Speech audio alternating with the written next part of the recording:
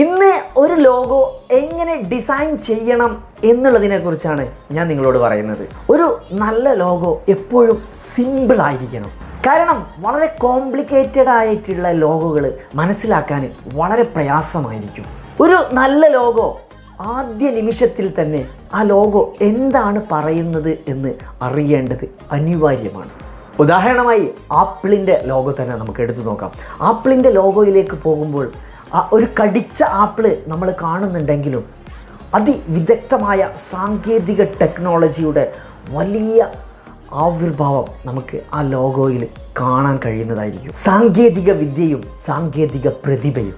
ഇനി ഒന്ന് ചിന്തിക്കൂ, നമ്മുടെ ലോഗോയും ഇതുപോലെ ഒരു ചെറിയ എലമെൻ്റ് കൊണ്ട് വലിയ കാര്യങ്ങൾ പറയുന്നുണ്ടോ?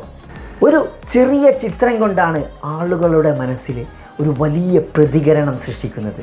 അതുകൊണ്ട് സിമ്പിളായ, എളുപ്പത്തിൽ മനസ്സിലാക്കാൻ പറ്റുന്ന വളരെ ദൃശ്യപ്രഭാവമുള്ള ലോഗോ തിരഞ്ഞെടുക്കാൻ നാം ശ്രദ്ധിക്കുക.